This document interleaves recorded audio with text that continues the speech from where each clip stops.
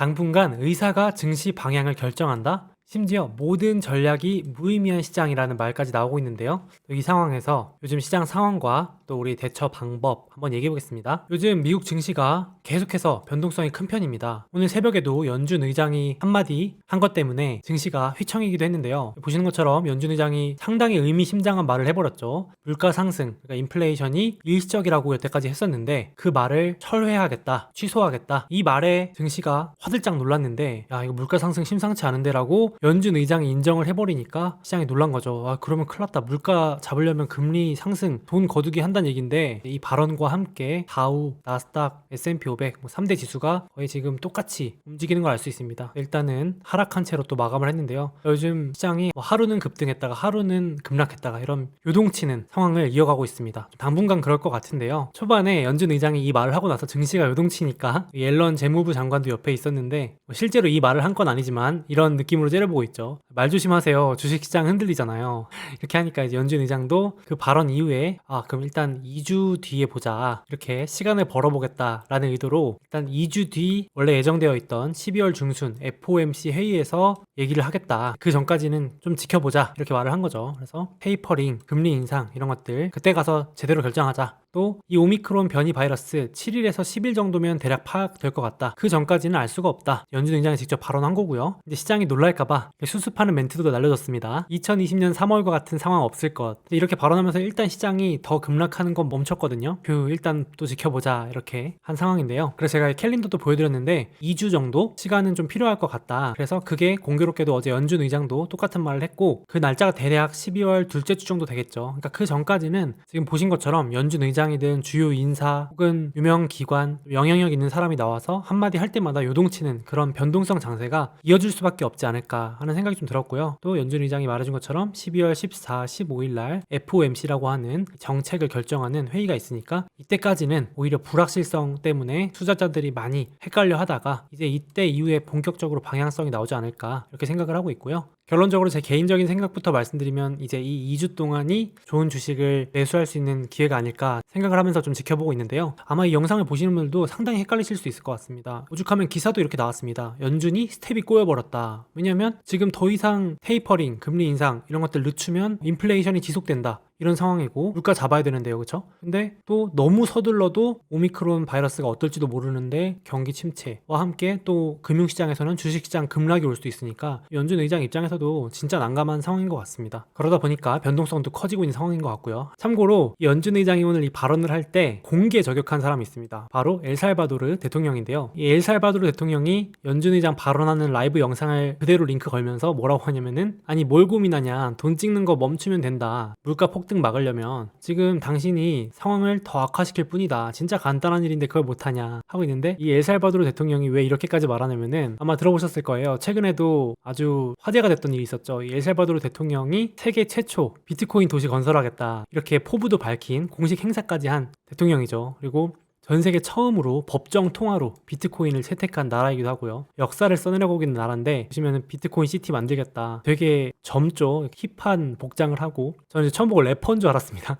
초청 가수인 줄 알았는데 대통령이더라고요. 그래서 이제 비트코인 10년 만기 국채 발행해서 그거 가지고 비트코인도 사고 도시 건설하겠다. 화산 지열을 이용해서 비트코인 채굴을 하겠다. 막 이런 포부도 밝혔는데 이런 생각을 가지고 있는 대통령이니까 연준 의장을 적극적으로 비판하는 거죠. 당신 때문에 인플레이션이고 물가 폭등하고 화폐가치 박살났다. 이거 다 당신 책임이다. 약간 이런 식으로 공개 저격을 하는 모습입니다. 그래서 오죽하면은 이런 기사까지도 나오더라고요. 의사들이 증시 방향을 결정하는 상황이다. 지금이 여기 있죠. 의사가 시장 방향을 좌우하고 있다. 시장은 지금 투자 전략보다도 의료 뉴스에 의해서 움직이는 상황이다. 참 웃지 못할 상황인데 여러분들도 공감하시죠? 지금 증시 전문가가 나와서 하는 말보다 의료 뉴스, 제약회사 이런 쪽에 한마디에 증시가 오르락내리락 하는 그런 분위기인 걸 공감하실 텐데요. 여기도 JP모건, UBS, 블랙락 같은 대표적인 기관이 강세 입장을 보이면서 이번이 기회다라고 이제 말해도 그건 듣지 않고 시장은 우리 같은 투자자들은 전염병 학자, 의사, 백신 개발자가 말하는 거에 훨씬 더 관심이 많다. 실제로 시장이 휘청휘청 오르락내리락 요동치고 있습니다. 진짜 그래서 이 오미크론 바이러스 나오면서 모든 전략이 무의미한 상황이 됐다라는 말까지 나오고 있고 저희도 갈피를 못 잡고 하루하루가 어떻게 될지 모르는 불확실한 상황 같습니다. 최근 쏟아지는 그런 기사들 보면은 출처가 남아공 백신 전문가가 이렇게 말했다더라. 이스라엘 의사가 이렇게 이렇게 말했다더라, 과학자들이 이렇게 말했다더라에 따라서 전 세계 증시가 아시아, 유럽, 미국 포함해서 요동치면서 흔들리고 있으니까 아마 이런 기사들 계속 보고 있으면 더 헷갈리실 것 같아요. 저도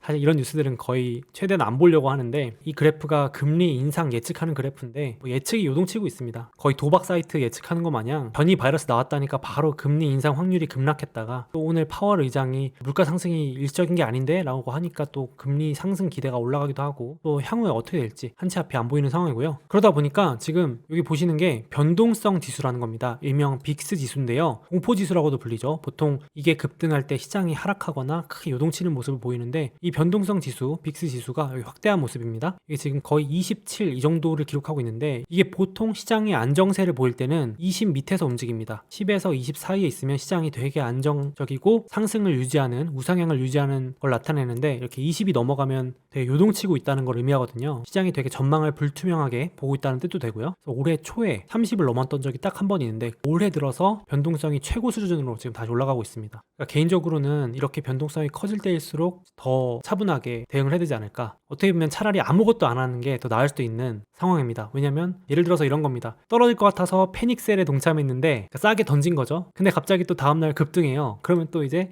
큰일 났다 하면서 따라 사고, 또 다음날 또 떨어지면은 또 손해보고 팔고, 막 이렇게 되면 계좌가 녹아내리거든요. 이렇게 변동성이 심한 장세에서는 차라리 그냥 떨어질 때마다 사 모으던지, 좋은 주식을, 아니면 정말 불안하시다 하면 현금 갖고 그냥 가만히 있는 게 차라리 나을 수 있는 그런 시점인 것 같습니다. 지금 변동성 장세가 많이 올랐던 기름 가격도 고점에서 20% 이상 하락을 한 상황입니다. 올해 들어서 최대 낙폭입니다. 그러니까 올해 기름에 투자하면서 고점에서 20% 이상 하락을 맞았던 적이 없었는데, 처음으로 20% 이상 하락을 맞을 정도로 변동성이 심해졌다, 이렇게 보시면 되고요. 유가도 거의 85불 정도까지 갔다가 70불 깨고 한 68불 정도, 이 정도에서 움직이고 있습니다. 지금 경기 전망도 불확실성 때문에 상당히 어두워진 상황이고요. 그래서 특히 경기주, 경기 민감주들이 많이 포함되어 있는 다우지수, 이게 빨간색이거든요. 이게 많이 급락하고 있는 상황입니다. 기껏 20% 정도 상승하나 했더니 올해 지금 수익률이 다시 한 10% 초반으로 고꾸라지고 있는 상황이고, 상대적으로 여기 검은색 S&P 500과 파란색 나스닥 지수는 아직까지는 잘 버티고 있습니다. 오히려 기술주 이런 주식들이 한번 학습 효과가 있어서 그런지 좀 덜 떨어지는 편이고요. 또 이런 엄청난 변동, 불확실성, 공포가 지나고 나면 기회가 될 수도 있잖아요. 물론 이게 큰 하락의 시작이다, 조정이 아주 길어질 것 같다, 이렇게 보시는 분들은 현금 확보를 충분히 하시는 것도 방법이 될 수 있지만, 만약에 이게 또 좋은 줍줍 기회가 될 수 있다 라고 생각하시는 분들은 요거 참고하시면 좋을 것 같은데요. S&P 500, 나스닥, 다우 3대 지수 ETF, 장기로 모아가기는 제일 괜찮은 대표 지수니까 저는 그렇게 생각을 하고 있는데, 지금 S&P 500, 나스닥도 좀 빠진 상황이고 다우가 제일 많이 빠졌습니다. 그리고 이렇게 뭔가 앞이 안 보이는 상황일수록 더 확실하게 우량한 주식으로 포트폴리오를 정리하는 게 낫지 않을까, 잘 아는 주식으로 참고하시라고 시가총액 탑 10, 그러니까 미국에 상장되어 있는 주식 상위 10개 또 가져왔습니다. 최근에 애플이 많이 올랐거든요. 애플 마소가 시가총액 1, 2등 다툼이 아주 치열한데 또 애플이 앞서 나가네요. 이게 어떻게 될지 모르겠지만 애플은 신고가에 또 바짝 붙었습니다. 참, 떨어지는 주식은 계속 떨어지고 또 인기 많은 주식은 잘 안 떨어지고 금방 반등하고, 이런 엄청난 변동성 장세, 개별 종목 장세가 이어지고 있습니다. 그래서 마이크로소프트 5% 빠져 있고요, 알파벳 6%, 아마존 7%, 테슬라 한 8% 정도 빠져 있고요, 페이스북, 지금 메타죠, 일단은 한 15% 정도, 또 이번 주에 급락 많이 빠져 있어서 올해 최고 많이 빠졌었던 게 18% 정도인데 지금 상당히 또 많이 빠져 있는 상황이고요. 엔비디아 같은 주식은 아직 5, 6% 정도밖에 하락을 안 한 상황이고, 워렌 버핏의 버크셔 해서웨이 의외로 잘 버티고 있죠. 6% 하락. 그리고 반도체 생산기지 대만의 TSMC, 미국에 상장돼 있죠. 이것도 17% 정도. 지금 아시아 주식들이 조금 약하죠. 삼성전자, TSMC 모두 약세를 보이고 있는데 이것도 같이 한 17% 정도 하락해 있고요. JP모건도 8%. 그래서 시가총액 상위 10개 참고를 하시면 좋을 것 같고, 지금같이 변동성이 심할 때 또 싸게 잘 주울 수 있는 기회가 될 수 있으니까 째려보면서 줍줍 하면 좋을 것 같습니다. 또 참고로 오늘 같은 경우는 좀 증시가 독특했는데, 보통 이렇게 불확실할 때는 다 빠지거나 다 오르거나 하는데 이렇게 애플, 테슬라만 초록불이 켜졌는데, 물론 화이자도 있긴 하지만요, 주요 기술주 중에서는 애플, 테슬라만 올랐는데, 잠깐 얘기해 보겠습니다. 이 기사 보셨나요? 미국과 싸워도 아이폰 쓰는 중국인, 애플 중국 스마트폰 시장에서 1위 탈환. 와, 저 이거 보면서 깜짝 놀랐는데요. 지금 애플이 중국 스마트폰 판매 6년 만에 다시 1위를 탈환했습니다. 이게 지금 중국에서 주요 스마트폰 브랜드 점유율인데,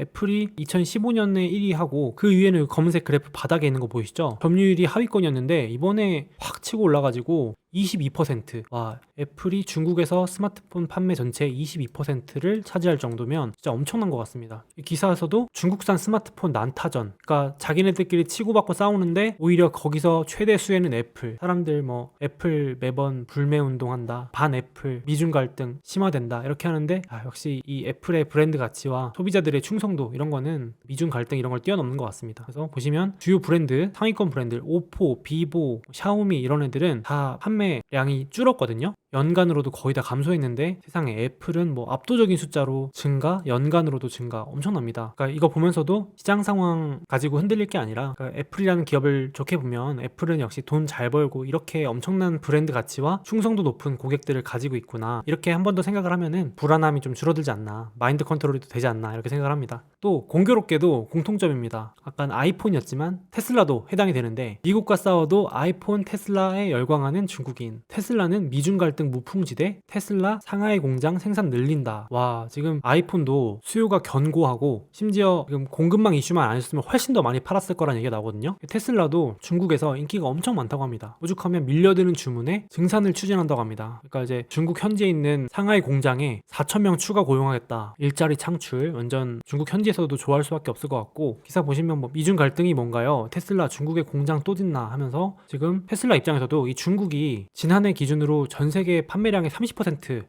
미국 다음으로 좋은 시장이니까 상당히 중요한 시장인데, 거기서 이렇게 주문이 밀려들어서 제2의 공장을 짓는다는 루머까지 나오고 실제로 지금 추가 고용하겠다는 얘기까지 나오니까 얼마나 지금 장사가 잘 되는지, 차가 잘 팔리는지 가늠해 볼 수 있을 것 같고요. 그래서 시장이 요동치는데도 애플하고 테슬라 주가는 주가 방어가 잘 되는 것 같습니다. 역시 그러니까 돈 잘 벌고 전망 튼튼한 그런 기업들은 이런 뭐 변이 바이러스, 연준 의장의 발언, 각종 이슈들에 억울하게 빠지면 더 살 수 있는 좋은 기회로 삼아야 되지 않을까 하는 생각이 개인적으로 들었고요. 또 공교롭게도 테슬라가 이렇게 중국에 공장 늘리고 사람 더 뽑고 자동차 잘 팔린다 하면 뒤에서 웃는 제가 좋아하는 주식이 있죠. AMD라고 하는 반도체 회사인데, 이번에 기사가 나왔죠. 중국에서 나오는 이 주요 테슬라 자동차에 AMD라고 하는 반도체 회사의 제품이 들어간다 나와 있습니다. 테슬라는 그동안 자동차에 들어가는 반도체에 엔비디아, 인텔 거 썼는데 이번에 최근 중국 상하이 기가팩토리에서 생산한 모델 Y라고 하는 제품에는 AMD가 탑재됐다고 알려졌다. 이제 기사가 나오면서 또 이렇게 되면은 테슬라 한 대 한 대 잘 팔릴 때마다 AMD도 덩달아 같이 수혜를 받지 않을까, 이런 생각도 들었습니다. 이렇게 열심히 제품 잘 팔고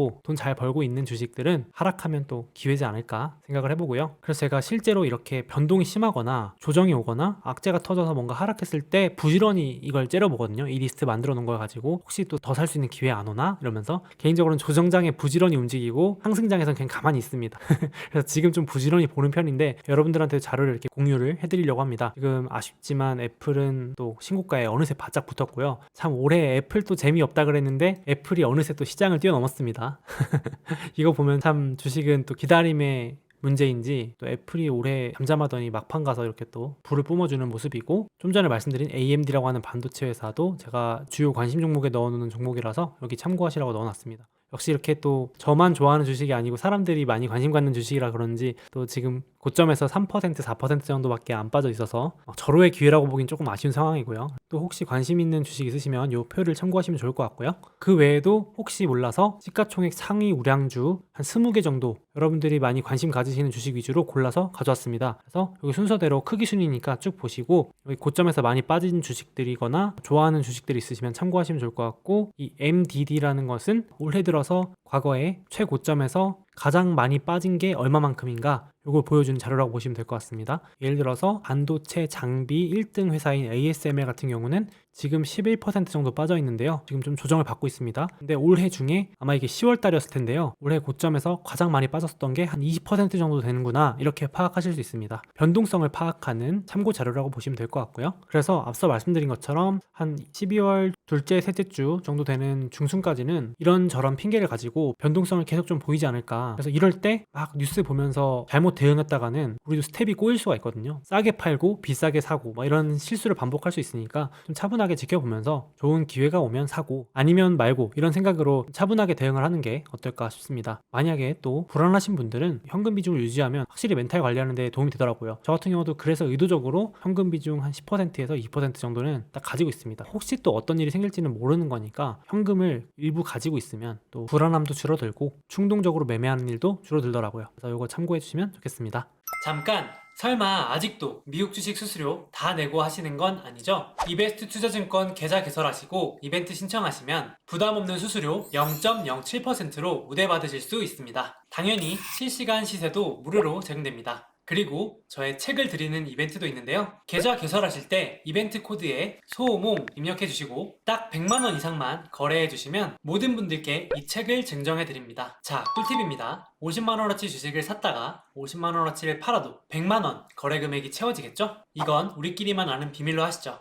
만약 이미 타사에서 해외 주식을 하고 계시다면 그 해외 주식을 이베스트 투자증권으로 옮기시면 최대 100만 원을 드린다고 합니다. 뿐만 아니라 지금 구글, 아마존, 마이크로소프트 등 미국 주식 한 주를 랜덤으로 지급하는 이벤트도 진행한다고 하는데요. 와, 아마존, 구글 한 주당 가격이 200만 원이 넘는데 당첨되면 꽤 쏠쏠하겠는데요. 마침 미국 주식을 해보려고 하거나 추가로 계좌 개설을 하실 거라면 이런 혜택 누리면서 투자하시면 더욱 좋을 것 같습니다.